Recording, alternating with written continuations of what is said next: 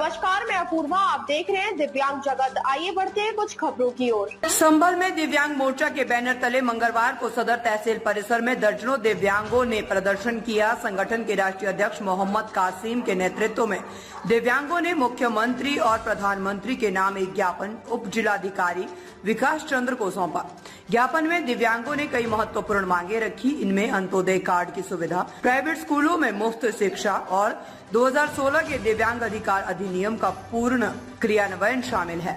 दिव्यांगों ने स्वास्थ्य सुविधाओं, खेल मैदान, आवागमन में छूट और रोजगार के विशेष अवसरों पर भी मांग की है और 5000 पेंशन मांगी। प्रदर्शनकारियों ने ARTO अमिताभ चतुर्वेदी से मुलाकात कर दिव्यांगों द्वारा चलाए जा रहे ई-रिक्शा को जब्त करने का आग्रह किया। राष्ट्रीय अध्यक्ष कासिम ने कहा कि रोजगार उनकी सबसे बड़ी समस्या है। उन्होंने स्पष्ट किया है कि दिव्यांगों को स्वाभिमान के साथ जीने के लिए आर्थिक आत्मनिर्भरता आवश्यक है। कासिम ने चेतावनी दी है कि यदि मांगों पर कार्रवाई नहीं हुई तो प्रदेश के सभी दिव्यांग संगठन मिलकर महागठबंधन बनाएंगे।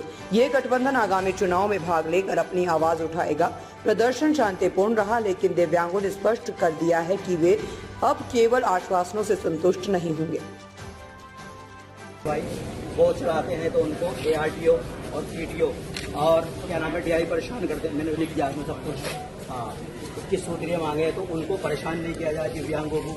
दिव्यांगों का आयुष्मान कार्ड है वो भी तुरंत बनाए जाएंगे, जिससे उनका इलाज हो सके। क्योंकि कहीं ना कहीं किसी को प्रॉब्लम रहती है, किसी को नस की प्रॉब्लम है, किसी को टांग की प्रॉब्लम है, किसी को हाथ की प्रॉब्लम है, तो उनका निःशुल्क इलाज हो सके। क्योंकि इतना पैसा दिव्यांगों के पास नहीं होता जो प्राइवेट अस्पताल में जाके अपना मतलब इलाज करा सके। तो हमारी जितनी भी मांगे हैं वो हमारी पूरी करी जाएं और सबसे पहले अधिकारी दिव्यांगों की सुने। क्योंकि अधिकारी ज़्यादातर अपने ऑफिसों में बैठे रहते हैं, दिव्यांग बाहर पड़ा रहता है बिछड़ा हुआ। और यहाँ तक कि अस्पताल में भी यही रूल्स हैं, दिव्यांग को नहीं देखा जाता सबसे पहले। तो उसमें भी हमारे लिए सबसे पहले सुविधा होनी चाहिए। और चाहे वो RTO ऑफिस हो, चाहे वो तहसील हो, चाहे वो कोई सा भी बोर्ड हो, उसमें सबसे पहले दिव्यांग की सुनी जाए। क्योंकि मैंने देखा है ज़्यादातर यही शिकायतें रहती है, दिव्यांग की सुनी नहीं जाती। और जितने भी हमारे दिव्यांग ऑटो रिक्शा चला रहे हैं उनके भी ऑटो रिक्शा नहीं पकड़े जा रहे हैं। आप RTO साहब को बुला सकते हैं, BDO साहब को भी, कोई भी रिक्शा उनका पकड़े नहीं दिव्यांगों का, जिसके रजिस्ट्रेशन नहीं है उनके पास हैं, तो अपनी रोजी रोटी कमा रहे हैं वो और अपनी गुजर बसर कर रहे हैं। ठीक है, मैं मोहम्मद कासिम, राष्ट्रीय अध्यक्ष, राष्ट्रीय दिव्यांग एवं महिला सशक्तिकरण विकास फाउंडेशन। हाँ सर, दिव्यांग एकत्र होकर रिपोर्ट आए, क्या मामला है?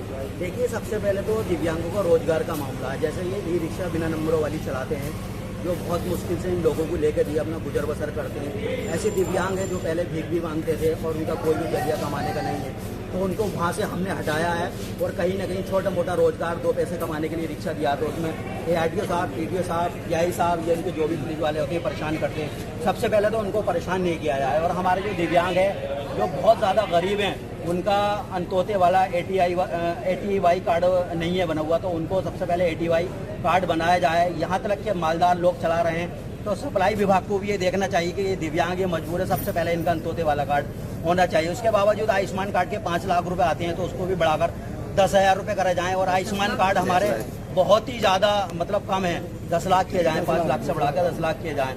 और उसमें जैसे हमारे दिव्यांग आयोग अलग होना चाहिए जो दिव्यांगों की सबसे पहले सुने।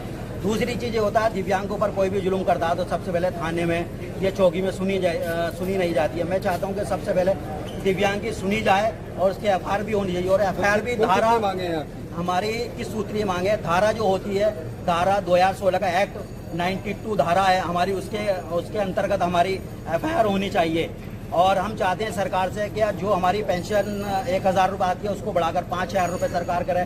क्योंकि अभी बढ़ाना लगा रह रहा है। 4 से 5 साल जब से लखनऊ से हमने धरना प्रदर्शन किया था, उसके बाद हमारी कोई पेंशन नहीं आई। और दूसरी चीज़ यह है कि मैं आपके माध्यम से बताना चाहूँगा, आपके दिव्यांग एकजुट हैं और एक इकट्ठा हैं उत्तर प्रदेश के। जो हमारा वोट लेगा वो हमारे पूरी फैसिलिटी, चाहे वो राशन कार्ड हो, आयुष्मान कार्ड हो, और चाहे उसमें क्या नाम है कोई सी भी चीज़ हो, जो हमारा वोट लेगा वो हमें पूरी सुविधा देगा। और नहीं देगा तो फिर पूरे उत्तर प्रदेश में हमारा महागठबंधन का ऐलान है कि हम खुद इलेक्शन लड़ेंगे पूरे उत्तर प्रदेश में। किसके नाम संबोधित ज्ञापन सौंपा है?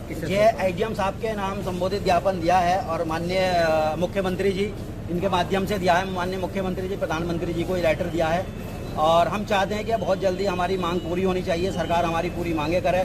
क्योंकि दिव्यांग बहुत पिछड़े हुए और तीसरी श्रेणी में आते हैं और इनका कोटा भी 4% से बढ़ा के 10% किया जाए। और कोई भी डीलर हमारे दिव्यांग को परेशान नहीं करे गल्ला देने में। और मैं सरकार से यही मेरी रिक्वेस्ट है। जय हिंद, जय भारत। दिव्यांग एकता। अब तक के लिए बस इतना ही। आगे खबरों को देखने के लिए हमारे चैनल को लाइक करें, शेयर करें, सब्सक्राइब करें। नमस्कार।